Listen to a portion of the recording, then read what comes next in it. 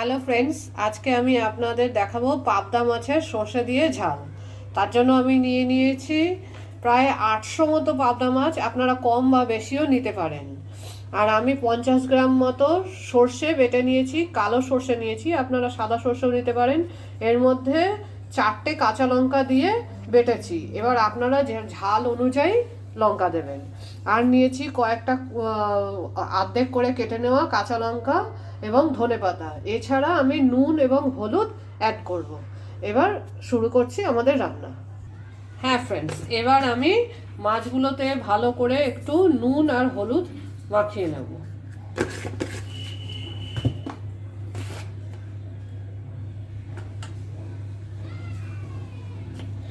পাবদা মাছ যেহেতু নরম মাছ, তাই আগে থেকে ম্যারিনেট করে রাখার কোনো দরকার নেই। এবার নুন হলুদ ভালো করে মাখিয়ে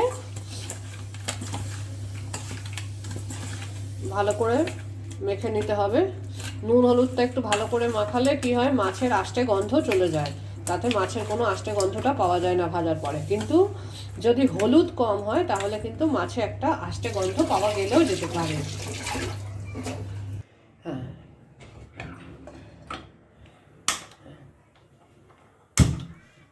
এবার আমরা কড়াইতে তেল দিয়ে মাছটাকে ভেজে নেব।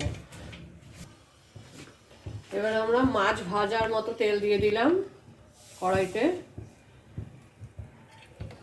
তেলটা কিন্তু ভালো করে গরম হলে তারপরেই আমরা মাছগুলো ছাড়বো, না হলে কিন্তু মাছগুলো তলায় লেগে যেতে পারে।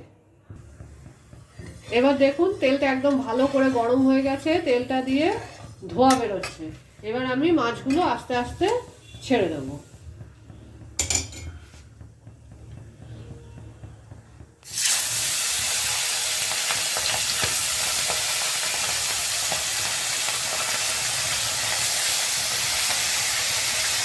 মাছগুলো ভাজতে দেবো। ভাজা হয়ে গেলে, এক পিঠ ভাজা হয়ে গেলে 3-4 মিনিট পরে উল্টে দেবো, দিয়ে মাছটা ভাজা হলে আমরা তুলে নেব। দেখুন মাছটা ভাজা হচ্ছে। এবার দেখুন মাছটা একটু ওপর দিয়েই মনে হচ্ছে ভাজা ভাজা হয়ে এসেছে। এবার আমরা মাছগুলো উল্টে দিলাম হালকা হাতে, তাহলে মাছের দুটো সাইডই ভাজা হয়ে যাবে।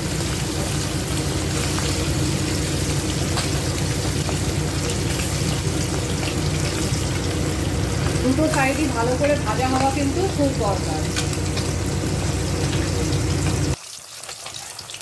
হ্যাঁ, এবার দেখুন মাছটা দু সাইডেই ভালো করে ভাজা হয়ে গেছে।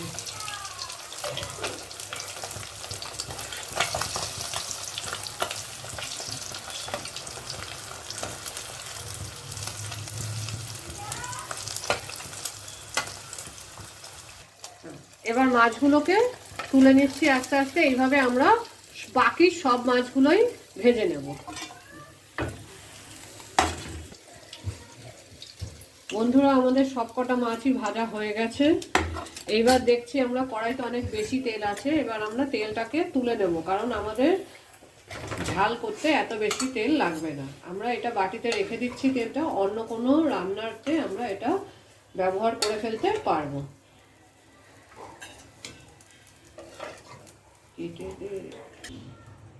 হ্যাঁ বন্ধুরা, এবার আমি গ্যাসের ফ্লেমটা একদম লো করে দিয়েছি, কারণ এর ওপরে আমি সর্ষেটা দেব।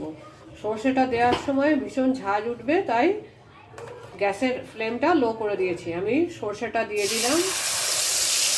দেখুন কিরকম ফুটছে।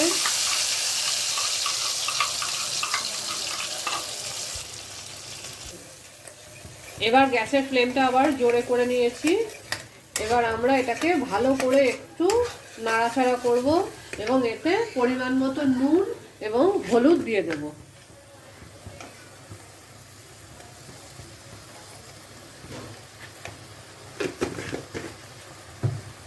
নুনটা স্বাদ অনুসারেই দেওয়া উচিত, কারণ সবাই তো একই রকম নুন খায় না, তাই নুনটা স্বাদ অনুসারে দেবেন। আমার কাছে কতগুলো কুচনো কাঁচা লঙ্কা ছিল, সেই কাঁচা লঙ্কাগুলোও দিয়ে দেবো। কাঁচা লঙ্কাগুলো গোটা বা অর্ধেক করে কেটে দেওয়ার কারণ হচ্ছে একটা ভালো সেন্ট আসে কাঁচা লঙ্কায়।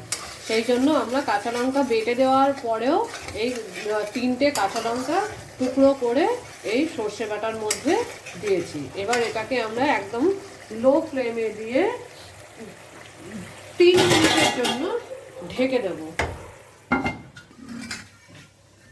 এবার দেখুন এরকম সর্ষেটা থেকে তেল বেরিয়ে এসেছে। সর্ষে অল্প হলে আপনারা 3 মিনিটের জায়গায় 2 মিনিটও রাখতে পারেন, কিন্তু মনে রাখতে হবে ফ্লেমটা কিন্তু লো ফ্লেমে রাখবেন, না হলে কিন্তু সর্ষেটা পুড়ে যাবে। দেখুন সর্ষেটা কি সুন্দর তেল বেরিয়ে এসেছে।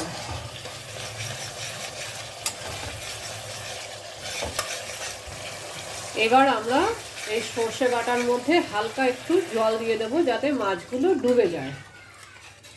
বেশি জল দেওয়ার দরকার নেই, মাছটা ডোবার মতো জল দিলেই হবে। আপনার সর্ষের পরিমাণ অনুযায়ী আপনি জল দেবেন। আমার যেহেতু 800 মাছ তাই আমি এখানে 1 কাপ মতো জল দিয়েছি। এবার আবার আমি একটু ঢেকে দেব। যেই একটু ফুটে উঠবে অমনি আমি মাছগুলো দিয়ে দেবো। এবার আমি একটু ঢেকে দিচ্ছি সর্ষেটা ফোটার জন্য।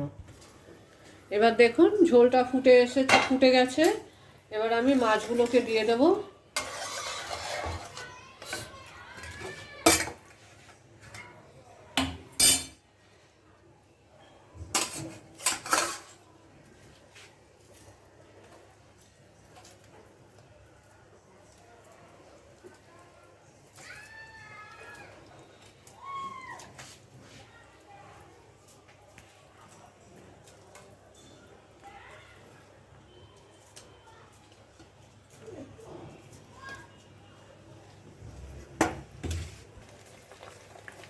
মাছগুলোকে দিয়ে দিয়েছি।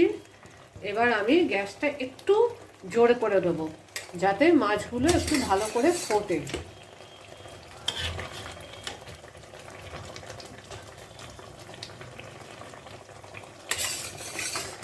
এই রান্নাটা আমি সাদা তেলে করেছি, আপনারা সর্ষের তেলেও করতে পারেন।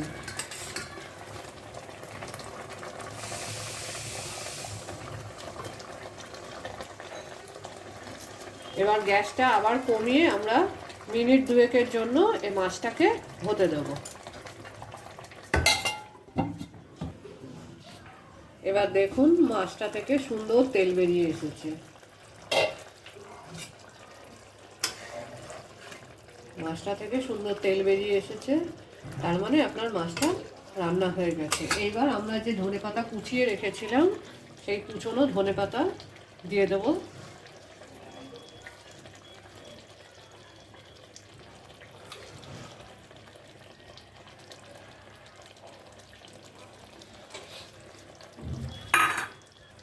দিয়ে একটুখানি ঢেকে দিলাম 1 মিনিট মতো যাতে ধনেপাতার সেন্টটা বেরিয়ে আসে।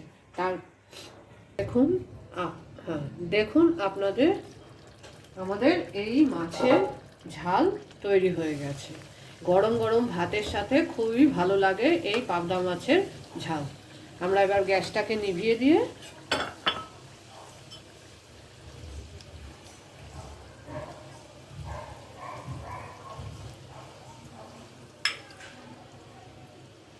গরম ভাতের সাথে পরিবেশন করুন। হ্যালো বন্ধুরা, আমার এই ভিডিওটি ভালো লাগলে অবশ্যই লাইক ও সাবস্ক্রাইব করুন।